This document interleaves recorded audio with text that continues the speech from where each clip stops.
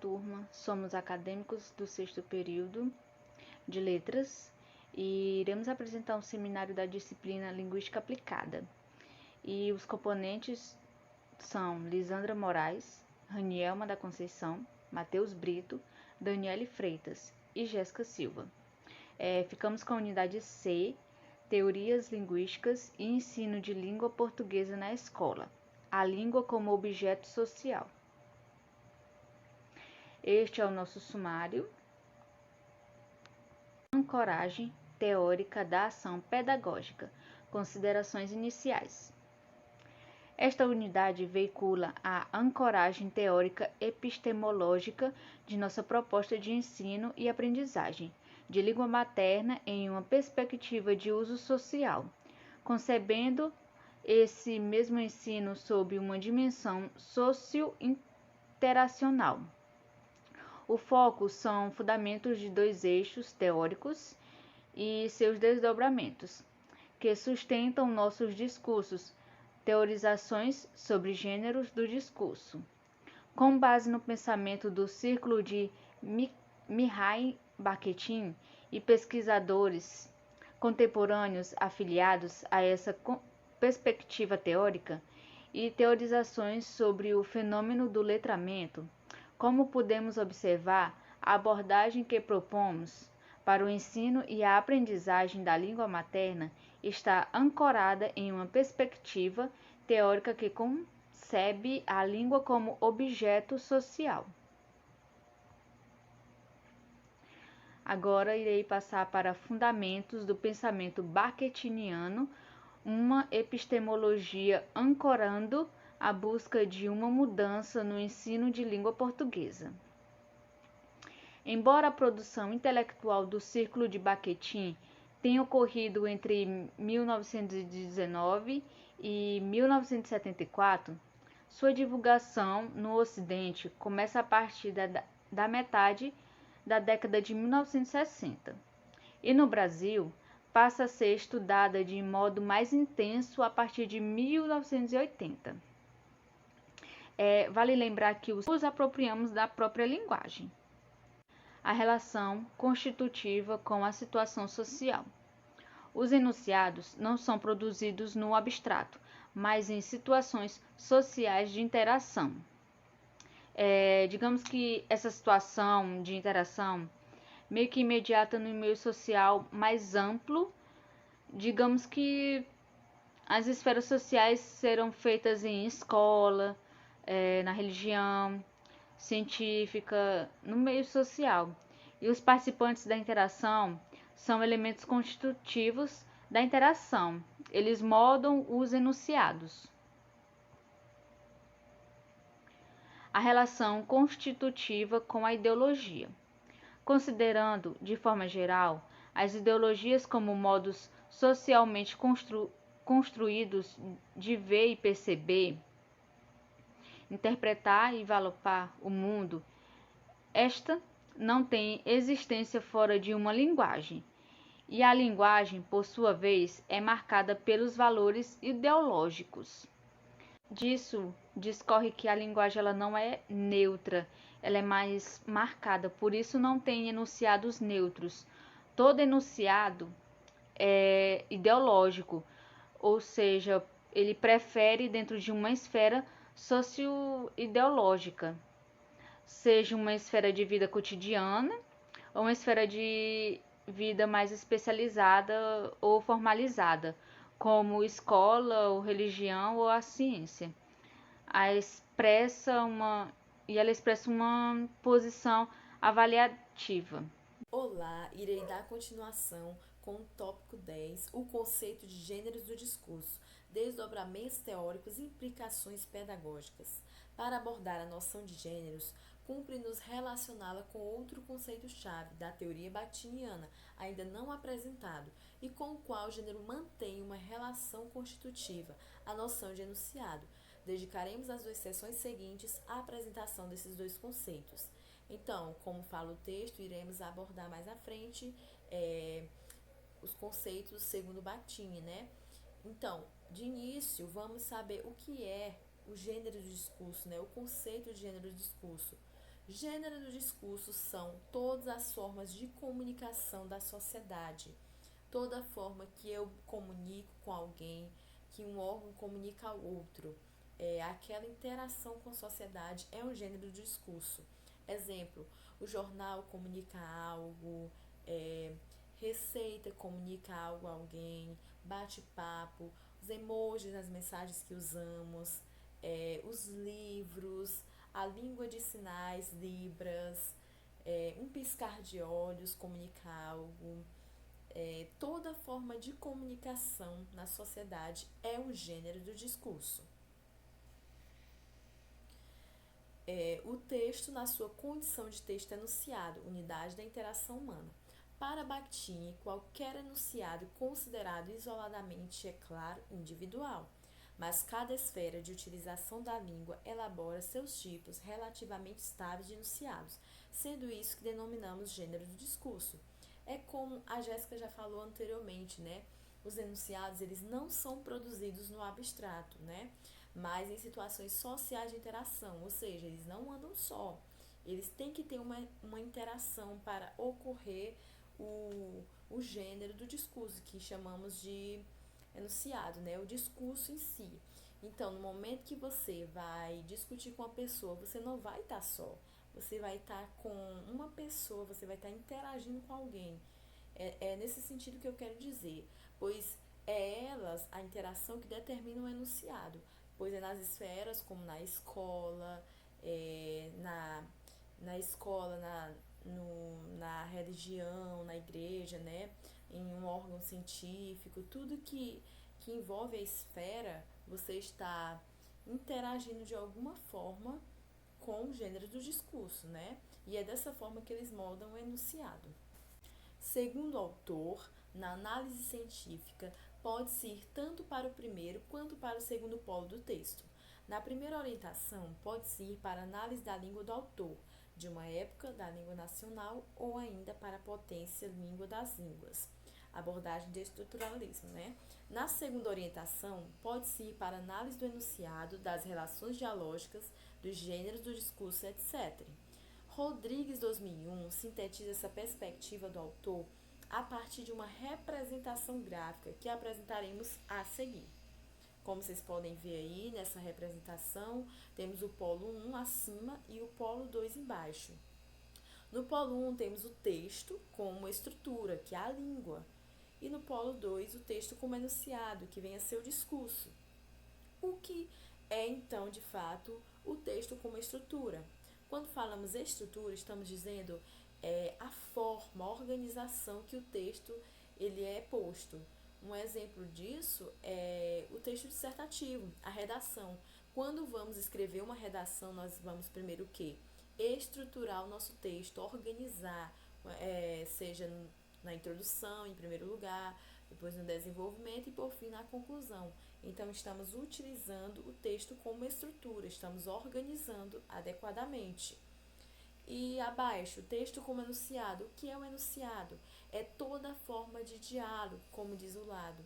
No lado aí, discurso, né? Texto como enunciado, discurso. É a forma que eu falo com alguém, um recado, por exemplo, um bilhete, a forma que eu me comunico com alguém, seja por mensagens, por bilhetes, por cartas, por avisos. Então, toda forma de enunciado, de discurso, é o enunciado, entendeu? Todo momento que você vai mandar uma mensagem para alguém, que você vai avisar algo para alguém, você está utilizando o texto como enunciado, que é o discurso. Então, tá aí a diferença dos dois. Os gêneros do discurso, mediadores da interação e da produção de sentidos. Segundo Bakhtin, não há possibilidade de comunicação humana sem a utilização do gênero do discurso.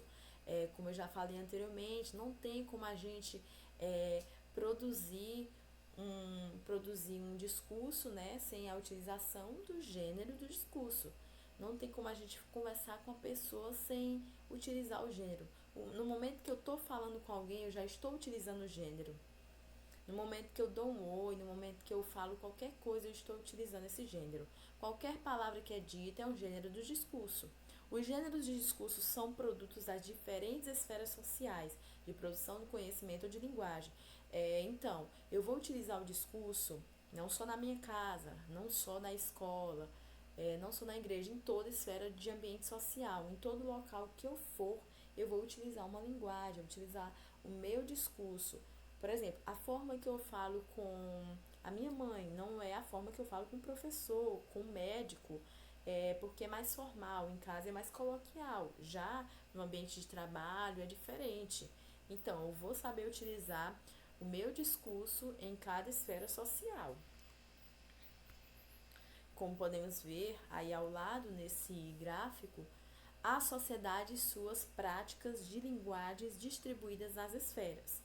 Esfera publicitária, esfera jornalística, esfera religiosa, esfera literária, esfera artístico-cultural, esfera escolar, esfera científica, esfera cotidiana e esfera burocrática.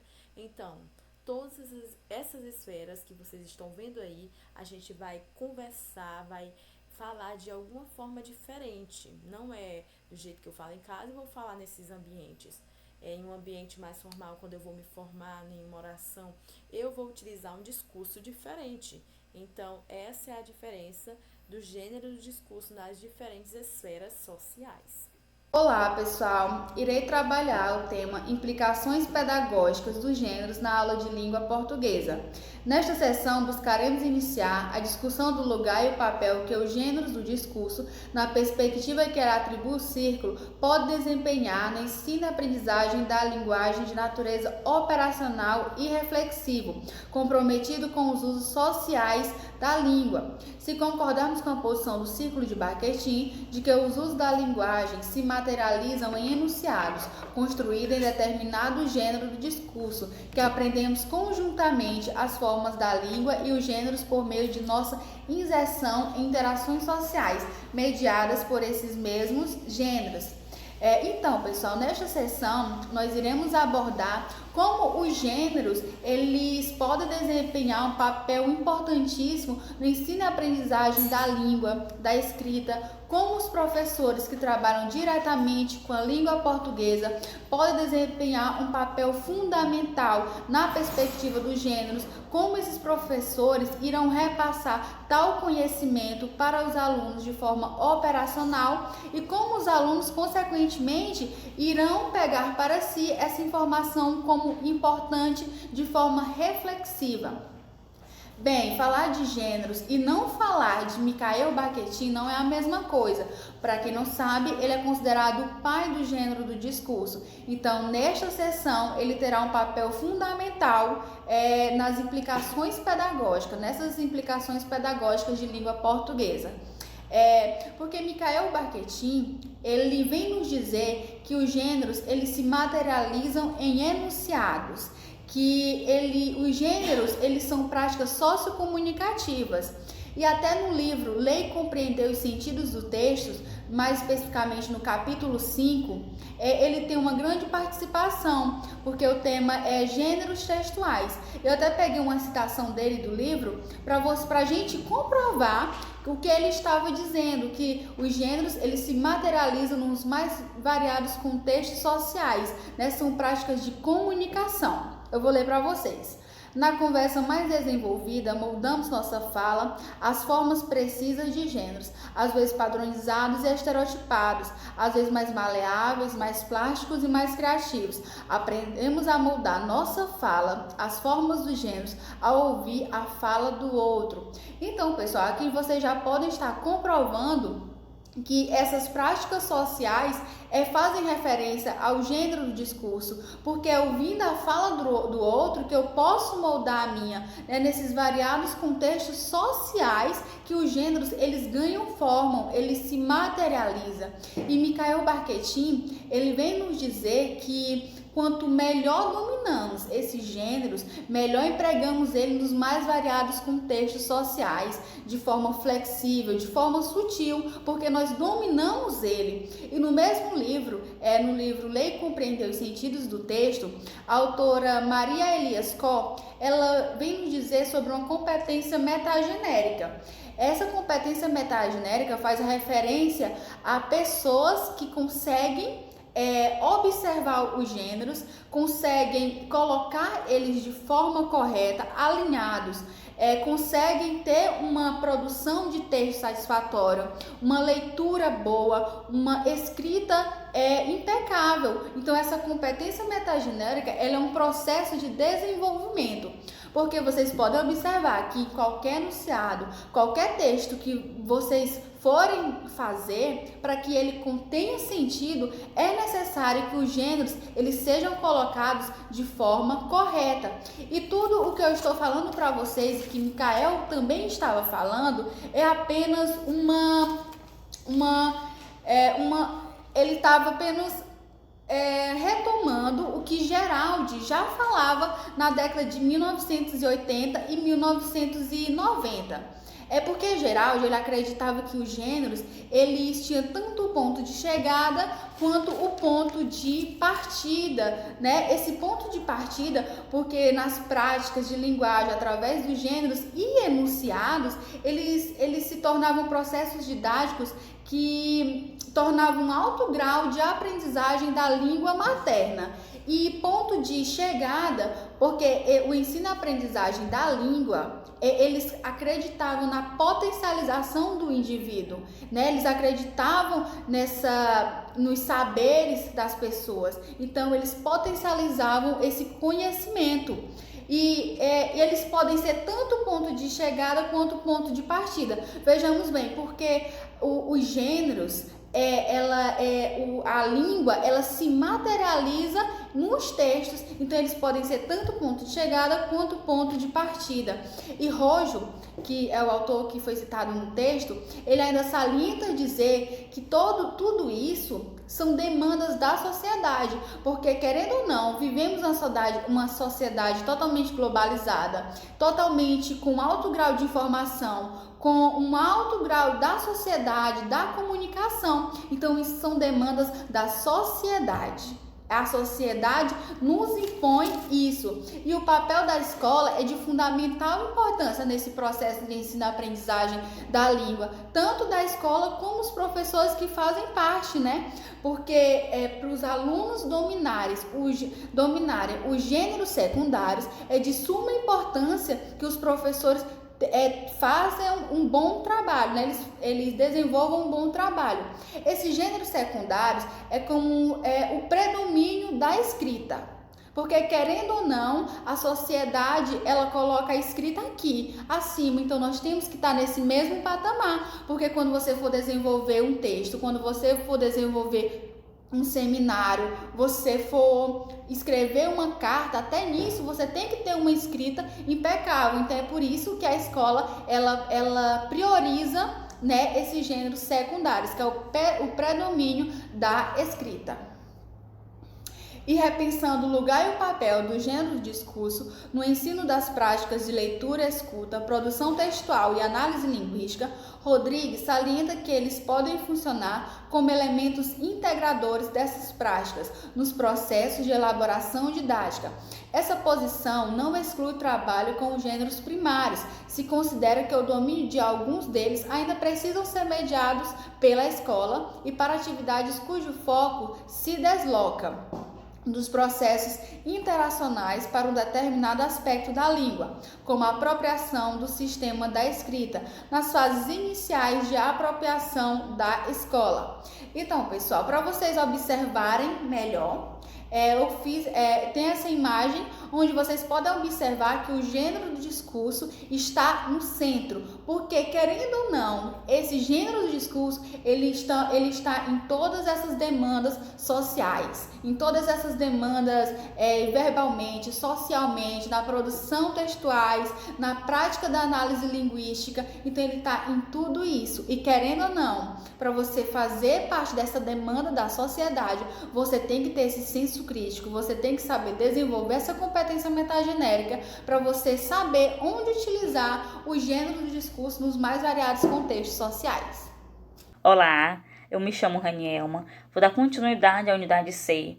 Vamos abordar fundamento das teorias de letramento, a compreensão da língua escrita sobre o novo olhar e implicações dessa compreensão no ensino de português na escola. Anteriormente, a Lisandra falou sobre os gêneros de discurso, sobre a concepção bakhtiniana, e abordou também sobre como o contexto é fundamental para a gente poder entender e analisar os gêneros. E a mesma importância que o contexto tem para a gente analisar os gêneros, também tem para que a gente possa entender o conceito e as práticas de letramento, Porque por mais que o fenômeno seja relativamente novo para a gente, para os estudos, já tem um grande caminho para que a gente possa percorrer. Atualmente, tem se ampliado muito o conceito de letramento, tem se ampliado os debates acerca desse fenômeno, seja no âmbito acadêmico, seja no âmbito das valorizações dos professores. E essa abertura para novos debates tem também possibilitado que a linguística aplicada possa penetrar, porque a gente sabe que a linguística aplicada tem seu caráter disciplinar. E é somente esse caráter disciplinar que possibilita que a gente possa entender, que possa dar conta do letramento nas suas multifacetas, Porque hoje o letramento, a gente tem os multiletramento, tem o multiletramento na sua multimodalidade. Então, para que a gente possa entender o conceito de letramento, para que a gente possa estudar, compreender de fato como se dá o letramento nas esferas sociais, é importante que a gente também entenda que a linguística aplicada está intrinsecamente ligada a esse fenômeno. E que é somente ela que dará conta desse entendimento. Em nossas sociedades contemporâneas, marcadas crescentemente pela presença da língua escrita, os usos dessa modalidade tendem a se diversificar e se expande a cada dia. O que antigamente era considerado apenas a escrita como um processo e um texto, um texto que a gente aprendia dentro da escola, dentro da sala de aula, um texto organizado, a escrita só era tendo essa perspectiva. Hoje isso mudou-se completamente, devido também a esse cyberespaço que nós estamos incluídos. A escrita ela se modificou. Hoje a escrita está presente nos diversos âmbitos, desde a leitura de um horóscopo, desde a leitura da dona de casa fazer uma receita, desde os usos sociais, desde as redes sociais, desde o aplicativo de conversa. Então, a escrita, ela tomou o espaço que a gente não sequer pensava antigamente. Não. Em nossas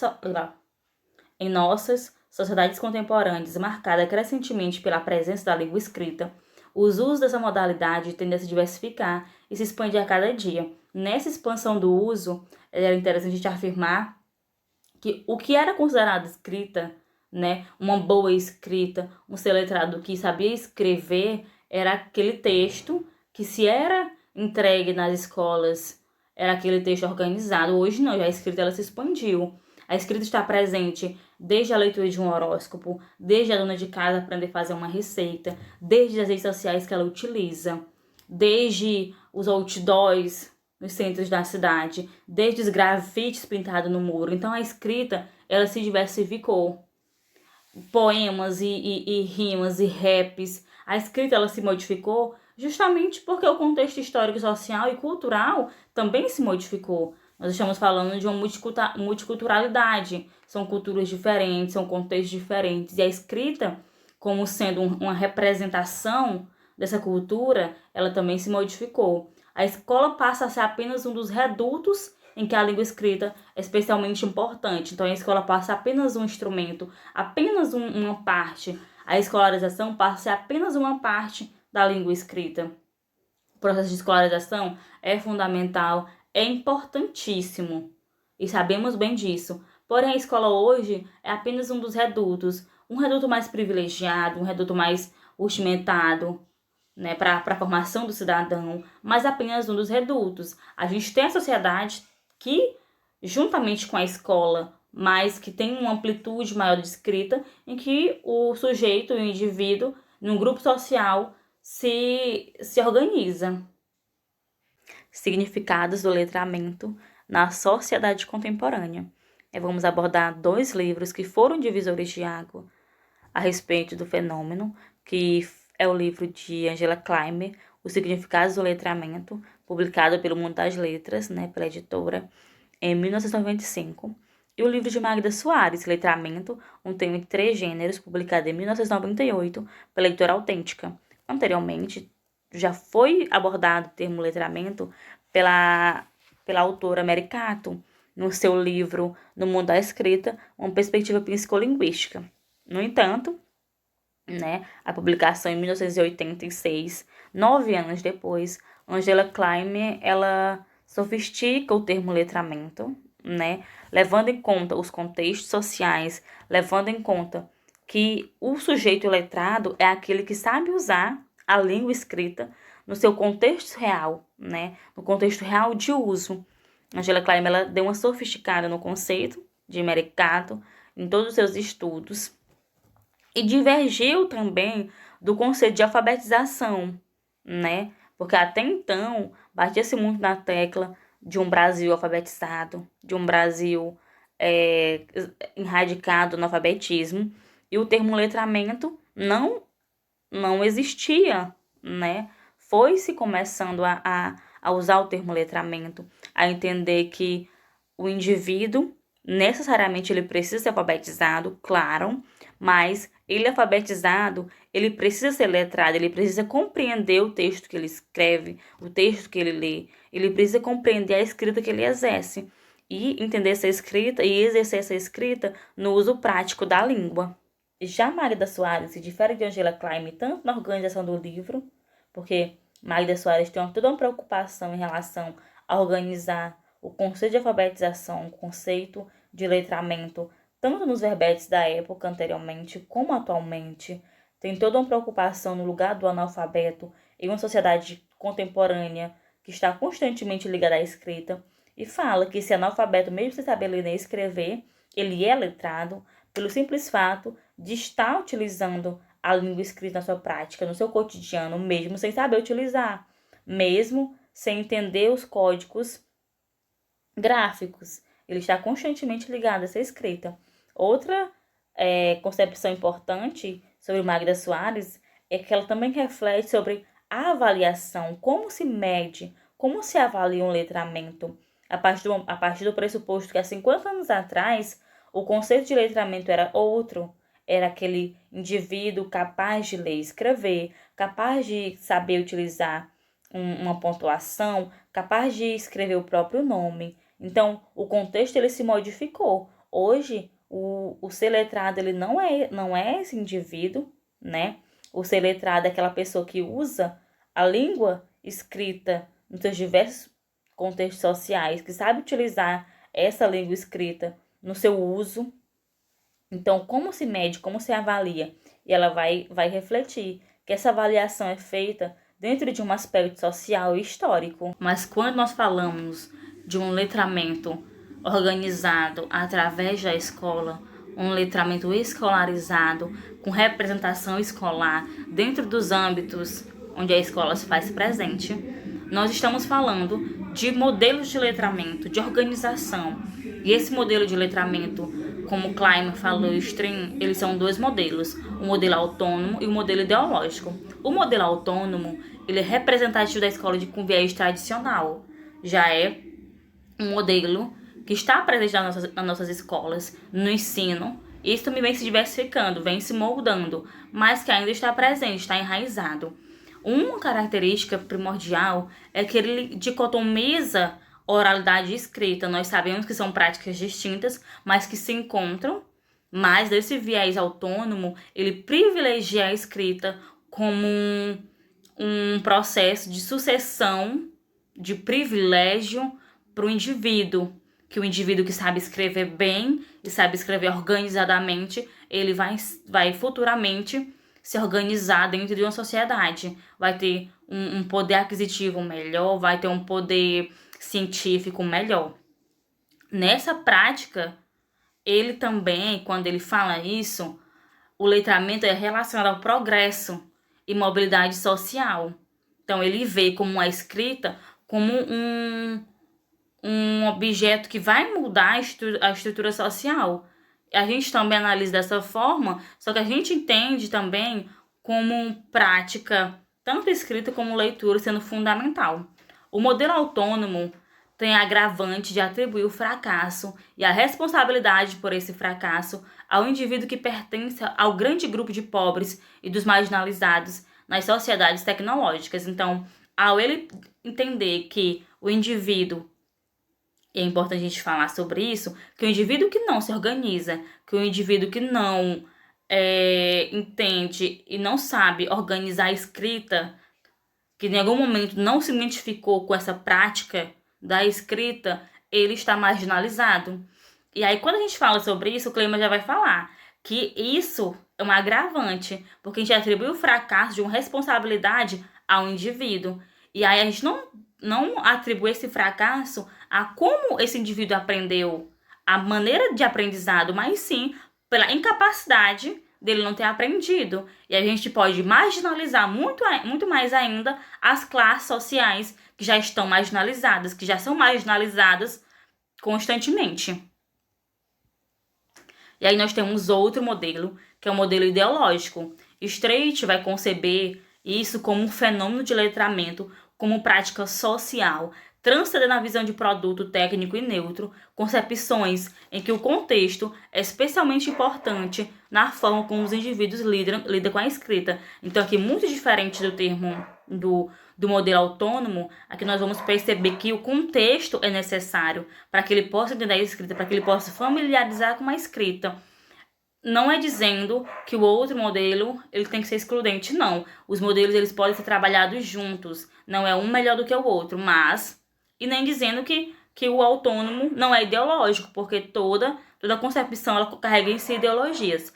Porém, esse modelo ideológico em que Streit se fundamenta e defende, ele defende como o ponto central, que é entender o contexto como especial para o indivíduo entender a escrita, para o indivíduo poder se organizar dentro dela, é entender que cada grupo social se difere, cada grupo social tem uma maneira diferente de entender a escrita, e isso que é importante, e não entender apenas a escrita como prática social, técnica e neutra, que você vai aprender para uma qualidade individual. Não, existe o contexto que interfere tanto na leitura quanto na escrita, e o modelo ideológico vai se fundamentar nisso. Então, o modelo ideológico ele tem uma sensibilidade maior à organização social, e que essa organização social e que a sociedade, que o contexto é fundamental para a prática do letramento do indivíduo, e que é ele que modifica, ele que organiza.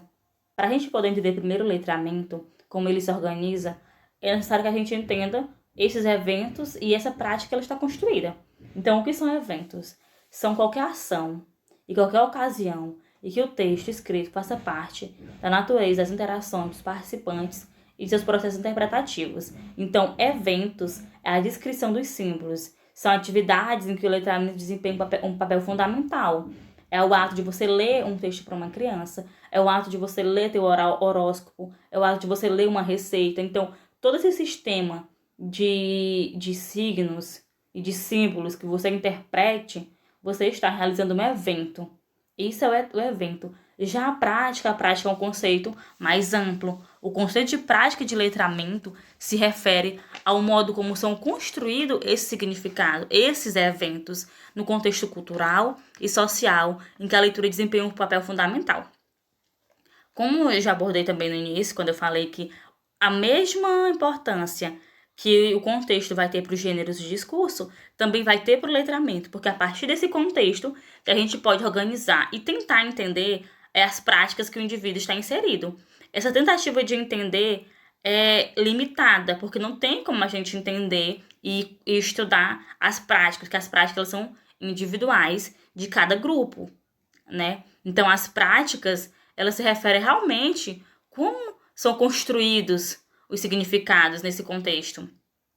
No contexto cultural, no contexto social, em que a leitura ela é importante. Aonde está fundamentado esse indivíduo? Quais são as suas práticas?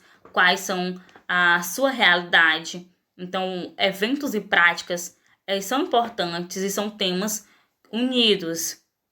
As minhas práticas como sujeito são todo o contexto em que estou inserida e, consequentemente, o ato de eu fazer a expansão da minha leitura e da escrita torna-se o evento.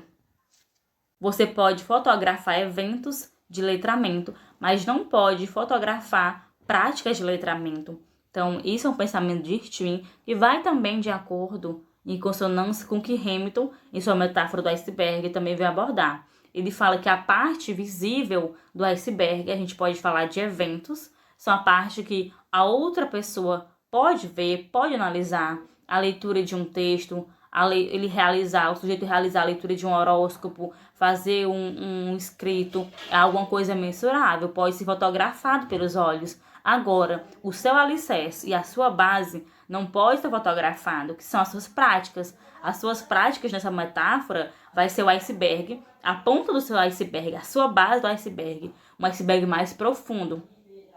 E que para se organizar e que para a gente possa mensurar um pouco sobre isso, é preciso que a gente esteja também conectado com as práticas que o indivíduo se faz presente, com o contexto que ele está inserido.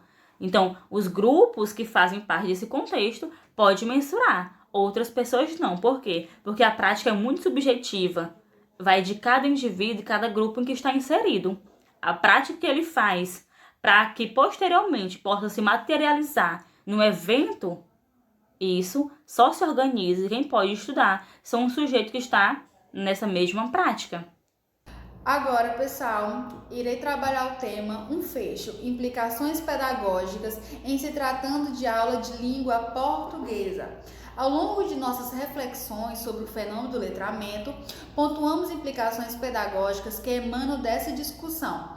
Importa, porém, que sejamos mais específicas nessa subseção final sobre o tema, dada a relevância dessas implicações no fazer pedagógico do professor de língua portuguesa. Para dar conta desse propósito, retomamos sinteticamente o que registramos até aqui. Se os significados do letramento hoje diz respeito aos usos que os cidadãos fazem da língua escrita nas diferentes esferas sociais, para diferentes propósitos, atendendo à sua demanda cotidiana ou a novas demandas geradas em sua mobilidade social. Então, são situações espaciais e temporalmente, condições que lhe conferem uma dimensão plural, letramentos.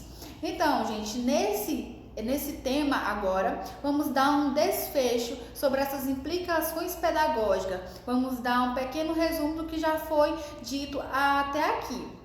Sabemos que o termo letramento e que pessoas letradas são pessoas que conseguem se desenvolver nos mais variados contextos sociais, sejam em uma esfera totalmente do habitual, ou seja, em contextos familiares. Ele vai ter uma desenvoltura, ele vai trazer a conversa para si de forma conveniente, porque ele sabe interagir nos mais variados contextos sociais, sejam eles de forma natural, sejam eles de forma diferente do habitual dele, ele vai trazer para si essa conversa ao seu favor. E nessa questão que ele fala, nessa dimensão plural de letramentos, é porque essa pluralização não deve ser levada em conta apenas a mobilidade escrita, que é usada tanto em contextos familiares como os contextos escolares, mas tem que ser levada em conta todas essas práticas de letramento, né, de pensar, de proceder à leitura e à escrita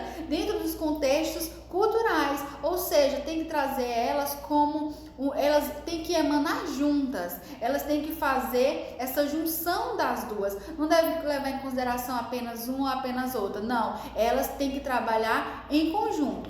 Mas o que vamos trabalhar de fato nesse tópico agora, o que nós queremos de fato saber o que nos interessa é quais são essas implicações pedagógico desse conjunto de conceitos, né? Quais são essas implicações? Então, já pontuamos que o papel da escola no que diz respeito ao ensino da leitura e da escrita deve ser fundamentalmente o reconhecimento das práticas de letramento, né? Que caracteriza a realidade microcultural dos alunos que compartilham dessa mesma cultura, das mesmas ideias, promovendo a ressignificação do aluno, porque em qualquer prática social, em eventos de letramento, nas diferentes espaços sociais, eles vão se desenvolver, tanto nos contextos familiares quanto não, eles vão se desenvolverem, né, essas práticas de letramento. E uma postura teórica metodológica da escola que tem que ser implementada, né, que favorecia uma organização pedagógica nessa questão da hibridização entre letramentos locais e letramentos globais. Desde cedo não pode ter apenas um romancezinho, uma coisa fictícia para os alunos. Tem que ter livros que possam agregar, né, no ensino e aprendizagem da língua dos alunos, no ensino e aprendizagem da língua para os alunos. Por exemplo, até o livro que eles deram foi Ler Dom Casmurro, uma vez que ele faz parte desse universo global macrocultural. Então tem que ser implementada essas ações pedagógicas na escola para que os alunos eles desenvolvam essa competência, esses letramentos e acabe com todas essas implicações, né? Porque o papel tanto da escola quanto do aluno, e se ter esse do aluno, do professor forem em conjunto, vocês podem ter certeza que é a questão do letramento nos mais variados contextos sociais, todos nós vamos poder desenvolver isso, né, ao longo do tempo. Olá, eu sou o discente Matheus e fiquei para falar sobre o capítulo 12, a prática de análise linguística.